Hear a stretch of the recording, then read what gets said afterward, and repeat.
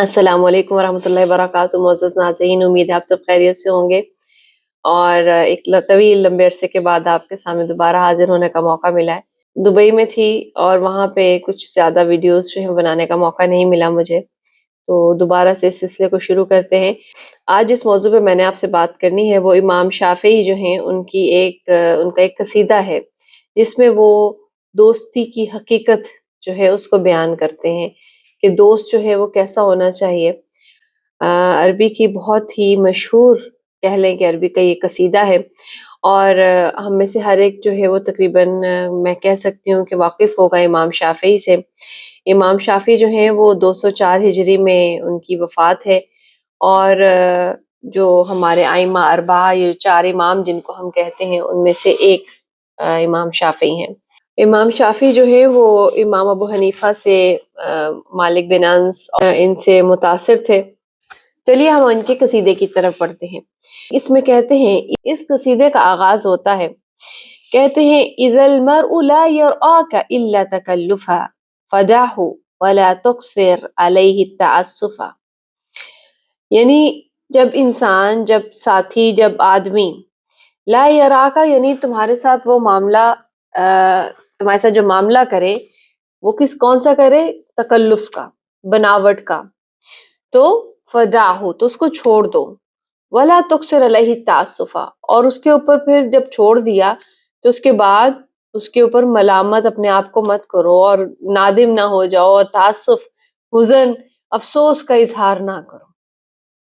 यानी अगर किसी शख्स के हवाले से तुम्हें पता चलता है कि जिसके तुम दोस्त हो या जिसके साथ तुम रह रहे हो या जिसके साथ तुम मामला कर रहे हो या जो भी तुम्हारे मामलात में शख्स है, अगर वो तुम्हारे साथ बनावट का मामला रखता है, ऐसा मामला करता है जो कि उम्दा नहीं है, तो फिर उसकी बनावट से क्या मुराद है? बनावट से मुराद है कि जो दिल में है वो उसके बरअक्स तुम्हारे साथ मामला करता है। तुम्हें पता चल गया है कि वो तुम्हारे साथ मुनाफ़िक़त कर रहा है, तो तुम उसके साथ, उसकी मुनाफ़िक़त के साथ ज़िंदगी गुज़ारने की तुम्हें कोई ज़रूरत नहीं है, बल्कि तुम्हें उस मामले से, उस सदाकत से आगे बढ़ना चाहिए। उस सदाकत से मुराद सच्चाई नहीं, बल्कि उस दोस्ती से आगे बढ़ने की ज़रूरत है तुम्हें।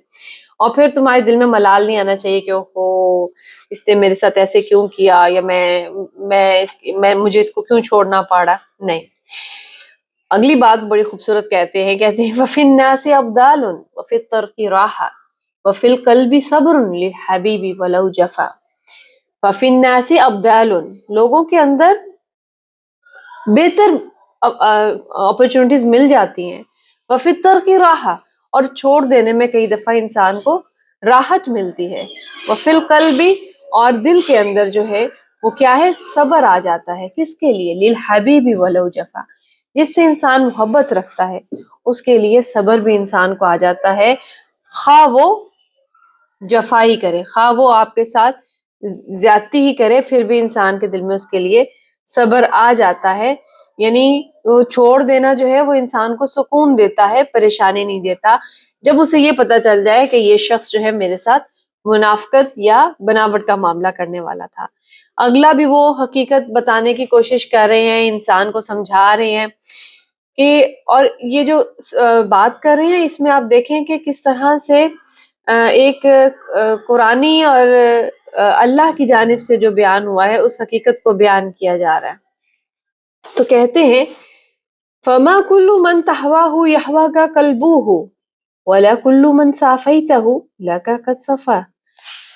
फमा कुल्लु मन तहवाहु, तो हर वो शख्स, हर वो चीज, मन तहवा बल्कि मन है, यानी हर वो शख्स, तहवा की जिसकी तुमने ख्वाहिश रखी, जिससे तुम मिलना चाहे, जिससे तुमने ताल्लुक बनाने की कोशिश की, जरूरी नहीं है कि यहवा का कल्बु की उसका दिल भी तुम्हारे लिए इसी तरह ख्वाहिश रखे।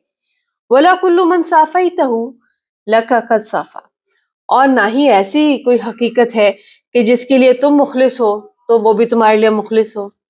यानी ये तुम्हारा मुखलिस होना तुम्हारे अपने इख्तियार में है, लेकिन तुम कहो कि भी दूसरा इंसान भी तुम्हारे साथ उसी तरह इखलास का मामला करे, तो कहा ये हकीकत नहीं है। ये अगर तुम ख्वाहिश रखोगे कि मैं उसके साथ मुखलिस हूँ, उसको मेरे साथ मुखलिस होना चाहिए, तो इसका मतलब है कि तुमने खुद को परेशानियों के उस گڑے میں ڈال دیا.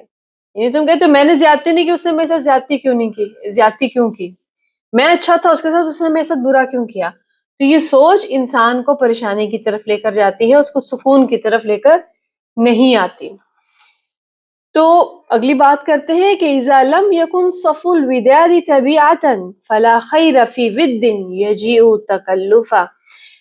ایک حقیقت بیان کرتے ہیں اگلے شعر میں، کہتے ہیں کہ اگر طبیعت یعنی جو محبت ہے اس کے اندر ایک صفائی نہیں ہے، صف الودادی طبیعتاً، یعنی محبت کے اندر جب اگر ایک نیچرل فلو نہیں ہے، یعنی آپ کو اس میں بناوٹ کا سامنا کرنا پڑ رہا ہے، بناوٹ دکھانی پڑ رہی ہے، دوسرے کو اپنا آپ وہ دکھانا پڑ رہا ہے جو آپ نہیں ہیں، فلا خیر فی ود، تو اس محبت میں کوئی بھلائی نہیں ہے، یجیء تکلفا، کہ جس میں آپ کو دکھاوا کرنا پڑے، بناوٹ لانی پڑے، یعنی میں ایسا بن جاؤں کہ دوسرے کو پسند آ جاؤں. تو وہ یعنی آپ وہ اپنے آپ کو اس طرح کا بنانا چاہ رہے ہیں کہ دوسرے کے لینز میں آپ فٹ ہو جائیں. تو اگر محبت آپ کو تبدیل کر رہی ہے، کسی کی محبت پانے کے لیے آپ کو خود کو تبدیل ہونا پڑ رہا ہے، تو اس کا مطلب ہے کہ اس محبت میں کوئی خیر نہیں ہے. یعنی محبت یا دوستی وہاں ہے جہاں پہ آپ کو ایز اٹ از قبول کیا جاتا ہے.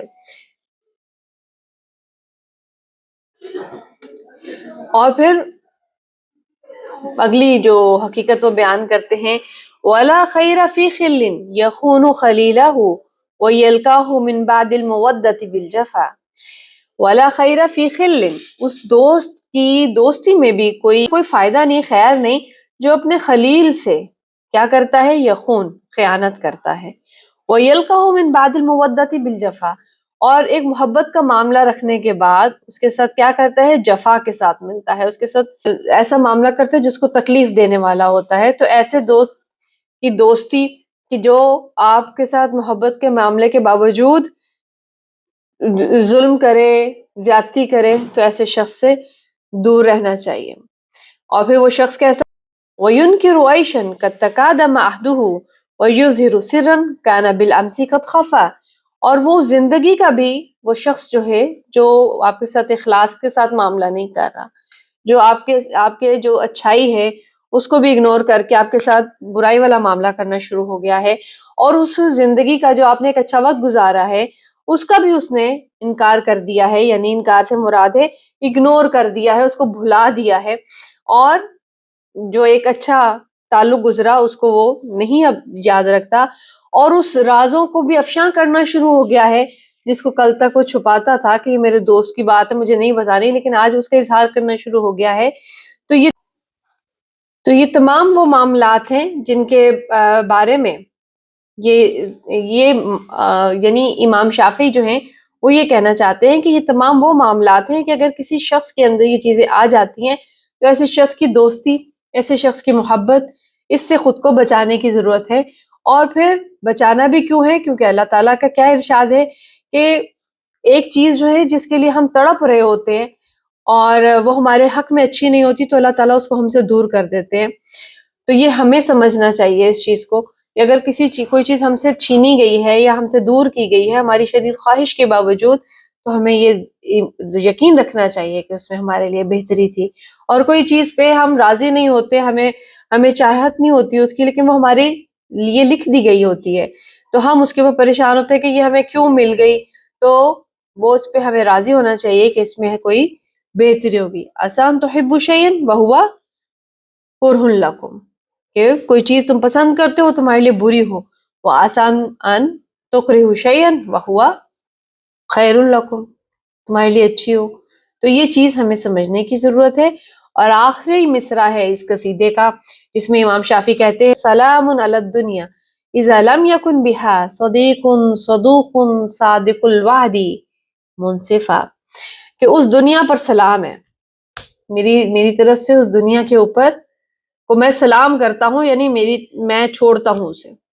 اذا لم یکن بها، جب اس میں نہ ہو، کون نہ ہو، صدیق صدوق صادق الوعد منصفا، صدیق دوست، صدوق بڑا سچا، صادق الوعد وعدے کا پکا، اور منصفہ، انصاف کرنے والا۔ اگر اس طرح کا شخص تمہارا دوست نہیں ہے، زندگی میں تمہارے پاس ایسا ساتھی نہیں ہے، اس دنیا کے اندر اس کا وجود ختم ہو گیا ایسے شخص کا کہ جو دوستی کو نبھانے والا ہو، تو کہا ایسی دنیا پر میری طرف سے سلام، ایسی دنیا کو میری طرف سے اللہ حافظ، مجھے اس دنیا میں رہنے کی کوئی خواہش نہیں ہے۔